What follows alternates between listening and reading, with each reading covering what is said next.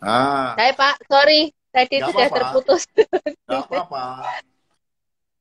Ya, oke Pak. Sorry banget tadi juga ada beberapa Sorry. pertanyaan. Saya pikir kita Sip. selesaikan beberapa pertanyaan aja Siap, dulu. siap. Oke, tadi ada pertanyaan dari Pak Daniel Livianto. Dia bilang, Wah, sebenarnya white Dani, lie itu boleh nggak? White lie itu maksudnya gini, kalau misalkan ya. berbohong dari istri, tapi itu untuk kepentingan menjaga uang apa ya, uang jaga-jaga itu tadi. Iya, iya, iya. Boleh nggak? Ayo, Mom, jawab, Mom. Ajar, Mom. Ini Pak Daniel Ivianto ini Iya, adalah entrepreneur EIR terbaik Universitas Putra. iya. Saya pernah satu kali bersama beliau, kagum saya. White line. Ya, kalau untuk kamu pasti mau ya. Ayo, Mom. Sebetulnya nggak boleh. Nggak boleh. Ya, namanya prinsip Pinocchio itu kan harus kejujuran. Ya. Itu sama kayak ini, sama kayak Kamu cerita itu cerita. kan. Ada ceritanya. Tak saya cerita ya misilan ya. Kayak Yes. white lie itu kayak gini nih loh. Ada suami istri, kan suaminya keluar kota, terus dia telepon istrinya, "Mang, ngapain aja seharian?" Terus istrinya bilang, "Oh, aku lagi beres-beres meja kerjamu pas seharian tadi di rumah." Nah, terus di meja kerjamu tuh di tumpukan yang paling bawah, di laci paling bawah itu aku nemu ini amplop coklat, isinya duit banyak banget. Ketumpukan buku-buku itu amplopnya itu isi duit uang apa ya Pak ya? Kok banyak banget uangnya? Suaminya bilang itu uang sial. Loh kok sial? Iya, sialan ketahuan sama kamu, dia bilang gitu. Ya itu white lie ya. Sebenarnya suaminya tuh nyimpen mungkin maksudnya tetap jaga-jaga kalau ada masalah yang darurat atau apa itu bisa dipakai. Tapi sebetulnya itu ya kalau kalau lagi ini bisa dia bisa kayak maksudnya baik tapi bisa juga untuk dipergunakan hal yang lainnya kan dia siapa tahu gitu loh. Ya. Ya, saya mau nyapa Bu Patricia ini. Halo, Bu. Ya. Jadi gini, Miss Yuan dan Pak Michael ya. Nah ini ya. Pak Michael itu adiknya. Ya. Wah, itu sama saya kalah gila sama dia. Dia itu penggemar mobil top-top. Ya, saya kelas kelas kambing. Ya. Nah, gini, Pak Daniel. Jadi gini, saya kok jujur aja merasa nggak cocok ya dengan white lie itu ya. Misalkan white lie yang tabungan ya.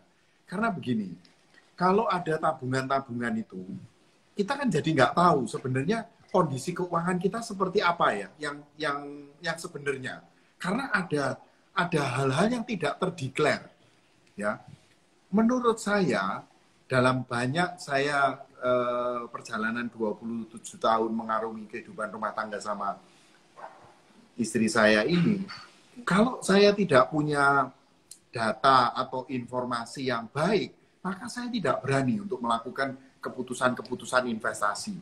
Ya, padahal sebenarnya itu ada tabungannya. Ya, wah saya akan kehilangan kesempatan opportunity untuk investasi sesuatu. Wah, paham ya Pak ya? Itu satu. Ya, jadi kita benar-benar jadi nggak bisa mengelola keuangan kita secara baik. Ya, wah ini mestinya sebenarnya kita bisa ambil kesempatan ini. Waktu ada harga murah, sebenarnya ada uang nih, misalkan 25 juta. Tapi uang 25 juta itu informasinya saya nggak tahu. Lah kalau tahu 25 juta kamu megang kan, mestinya saya beliin saham.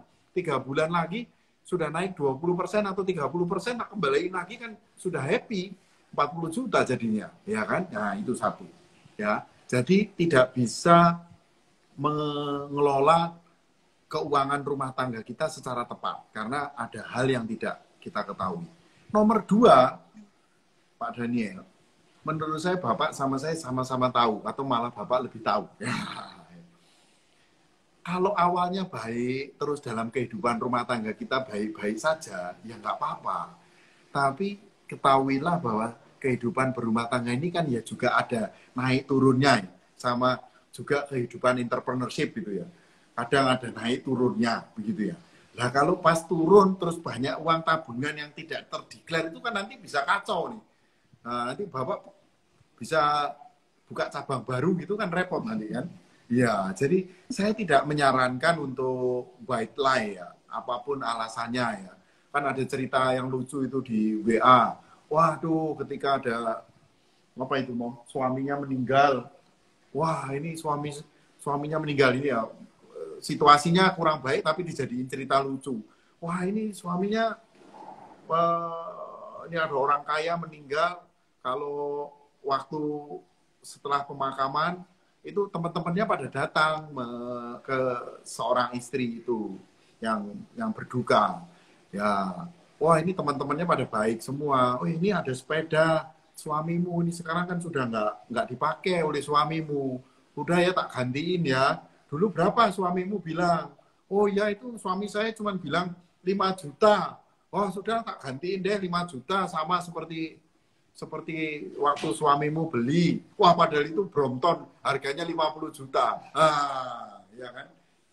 Nah ini yang nggak baik hal-hal semacam itu. Saya tidak nyaranin ya. Tentu saja ada yang melakukan hal itu, namanya rumah tangga kan ya lain lubuk lain ikannya. Tetapi saya kalau menyarankan sebaiknya jangan, ya sebaiknya jangan. Ya Pak Denny. Terima kasih. Yes. Jawabannya very clear. Oh, Kemudian tambahan, ada Butami. Tadi juga ada pertanyaan dari Prof. Utami. Waduh, ada pertanyaan Prof. Utami ya. Saya diteguhkan untuk memutuskan tradisi itu. Ayo Pak Daniel, kapan kita satu tim lagi nih? Wah, top ini, EIR top. Pertanyaannya apa tuh? Pak, jadi kalau yang Prof. Utami tadi bertanya begini. Kalau misalkan itu yang mempunyai penghasilan adalah seorang istri, apakah istri itu boleh menyimpan uang untuk dirinya sendiri supaya dia merasakan financial freedom? Kalau nggak salah. Waduh, ini pertanyaan susah. Gimana, Om? Pendapatmu? Saya sih berharap dia yang cari uang sih. Saya mau berkebun aja, ngurusin barang antik sama mobil antik. Ya. Tapi ya oke, saya juga senang-senang aja sih bertanggung jawab. Gimana, Mo? Kalau kamu misalkan dapat penghasilan lebih banyak, misalkan gitu ya. Terus nggak usah kamu kayak ini aja. Pak Denny ini kan punya penghasilan dia yang utama gitu ya. Menurut saya it's okay dia tuh nyimpen sendiri apa dia pakai duitnya itu it's okay buat saya karena dia kan yang kerja gitu loh. Tapi Enggak ada tapinya ya enggak apa-apa. Oh, boleh ya? Boleh. Oh, yeah. Kan kamu yang kerja, jadi kan baik gitu ya. Saya baru tahu ya. Terima kasih acaramu. Saya tahu. Enggak usah gitu kayak biasanya kayak ke toko gitu. Kalau dia mau beli barang agak mahal dikit, kita mesti sayang ya duitnya, dia mesti bilang gitu. Terus saya bilang enggak masalah. Kan kamu yang kerja sekali-sekali menikmati gitu loh. Tapi tetap kita tuh terbuka gitu loh, terbuka bahwa duitnya berapa. Tapi saya mengizinkan dia untuk memakai uangnya dia gitu loh. Dia yang kerja kok. Gitu.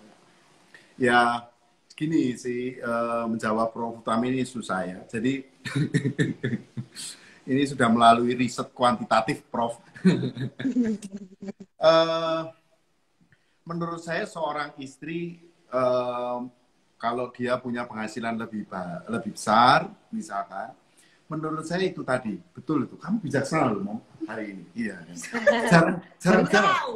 Jarang-jarang dia ini. Ya, menurut saya itu declare ya bahwa ada penghasilan ini. Tapi ya saya mau kelola seperti ini ya. Contoh misalkan ini ya, Miss ya. Miss kan tahu saya punya mobil itu ada merah, ada yang biru gitu ya. Yang aneh gitu ya. Pasti ini apa sih ini ya. Ya, saya sendiri itu, Miss, jujur aja, waktu mau beli itu saya merasa berdosa karena itu melanggar prinsip keuangan rumah tangga saya. Itu merasa ya jujur aja itu agak berlebihan sih untuk saya gitu ya.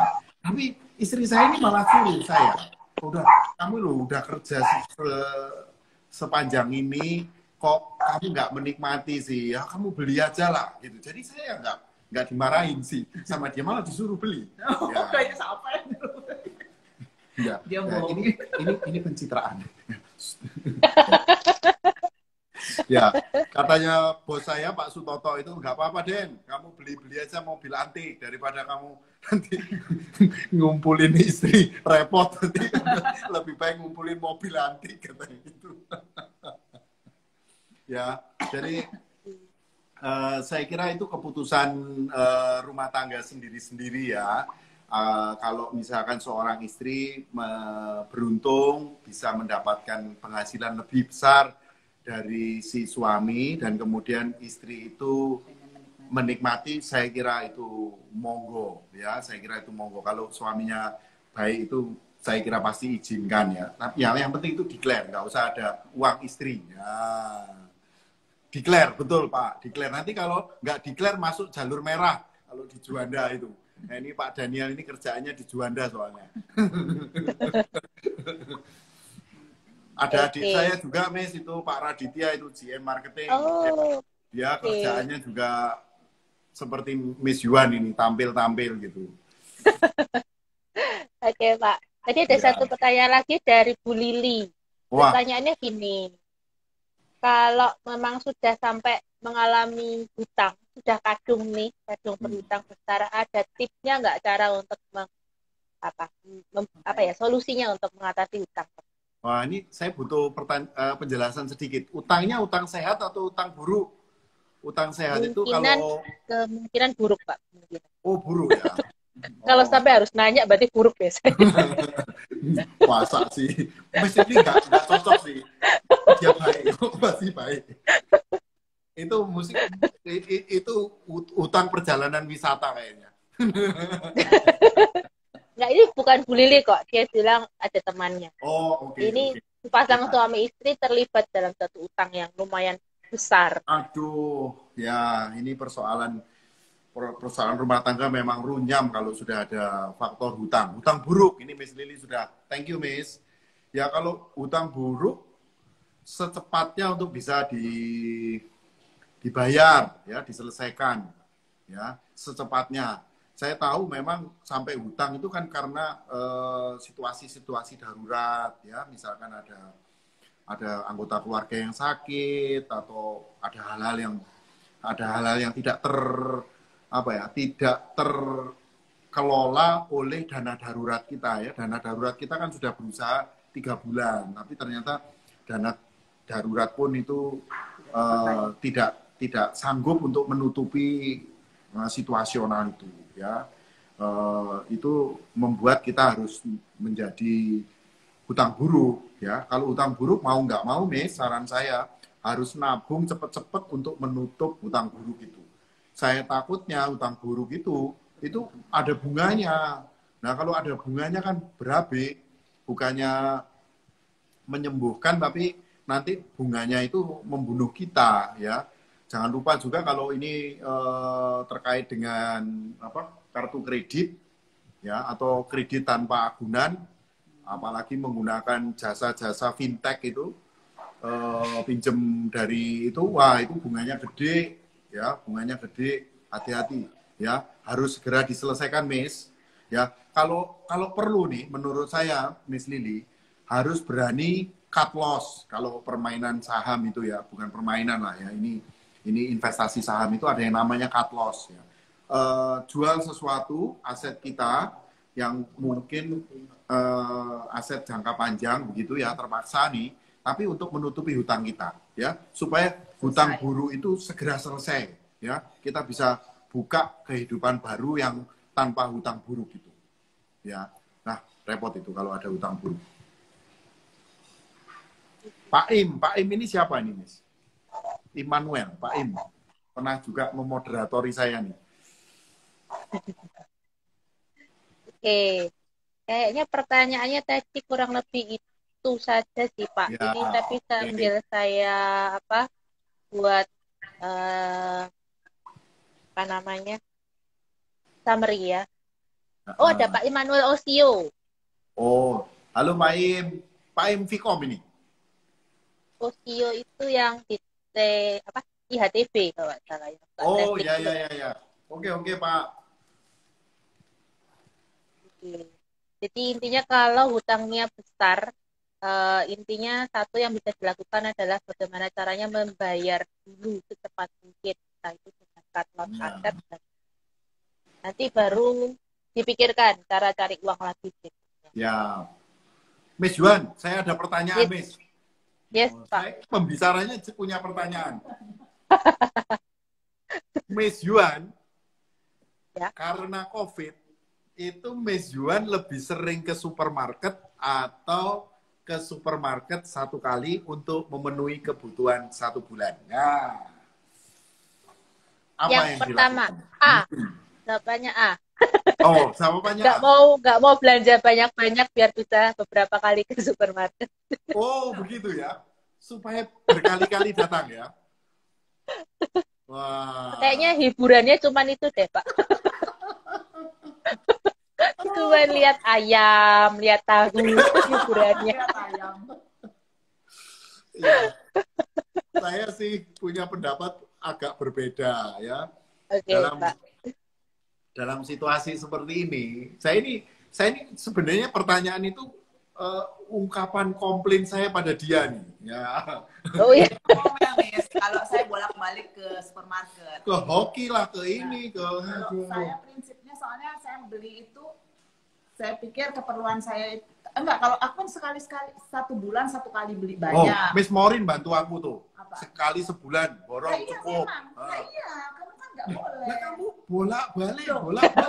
Kalau barangnya habis. Sekarang bolak-balik karena anaknya dagangan.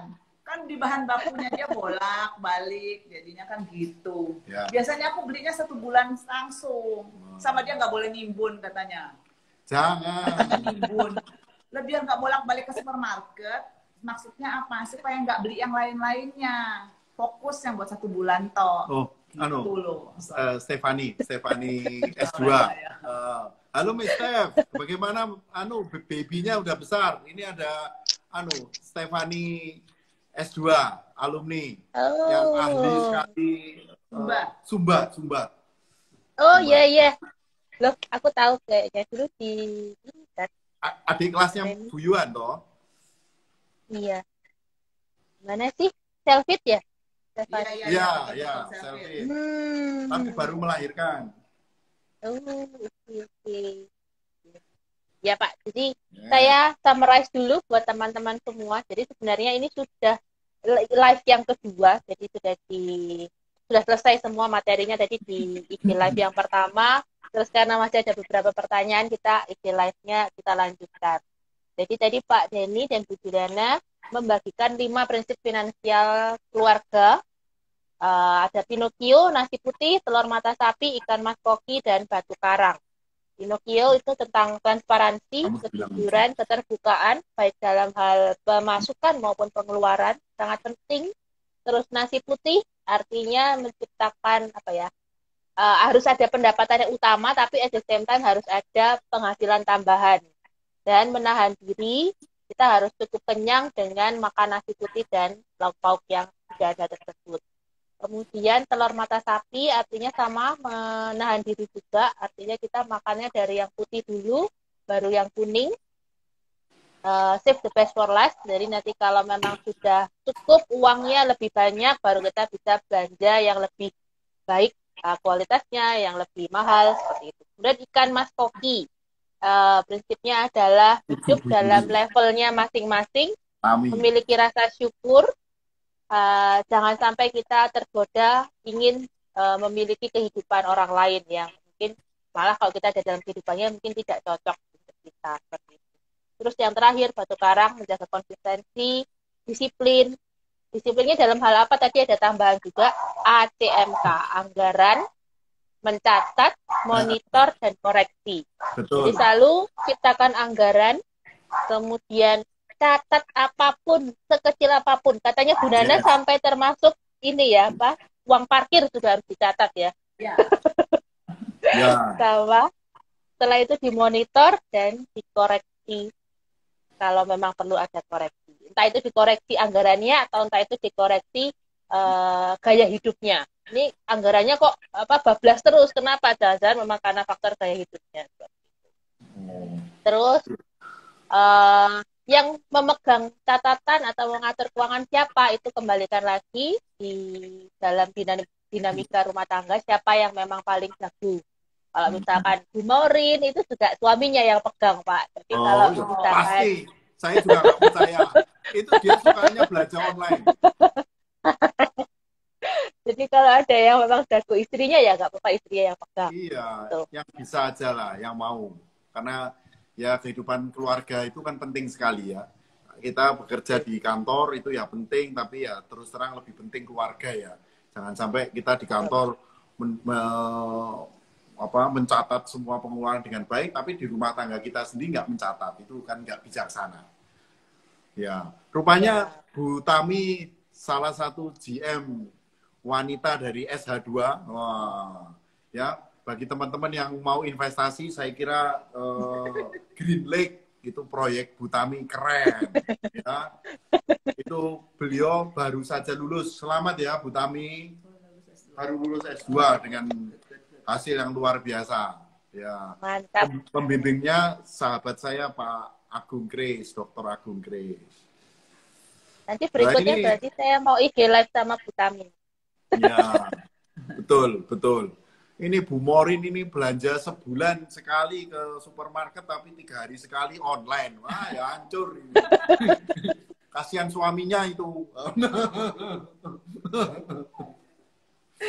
Oke. Terus tambahan tadi yang di sesi ini intinya tidak boleh ada white lie. Jadi sebisa mungkin transparansi ini tidak dikompromikan. Oh, ini kan white lie. Oh, ini kan nyimpen untuk hal yang baik. Kalau bisa semuanya ditransparansikan saja. Terus jika memang yang bekerja itu kalau memang dibicarakan baik-baik dalam keluarga, keputusan bersama, kalau memang boleh menikmati uang hasilnya, ya monggo, itu akan jauh lebih enak, sama-sama enak satu sama lain. Terus hindari hutang buruk, dan kalau sudah terjeblos dalam hutang buruk, sebisa mungkin, secepat mungkin bagaimana caranya diselesaikan supaya bunganya tidak terakumulasi. Betul sekali. Yes. Mantap. Terima kasih banyak Pak Denny. Saya senang sekali hari ini saya bisa melihat dinamikanya Pak Denny dan Ibu Diana. Kelihatan mesranya itu dapat. Pencitraan. Istilah kita tambah tua itu tambah jarang berantem kok memang. Jarang sekali berantem. Soalnya kalau berantem sekarang tuh baikannya 2 bulan. Diam-diamannya 2 bulan. Jadi jarang, nggak tiap hari. Soalnya berantem sekali, baiknya 2 bulan. Ya. Baik. Terima kasih. Ya. Thank you ya teman-teman. Terima kasih untuk sesi hari ini. Terima kasih teman-teman yang bergabung. Ya, thank you. Mudah-mudahan ada manfaat lah meskipun kocak-kocakan ya. Oke, bye-bye. Bye-bye Pak, Bu. Mari selamat malam. Ya, malam.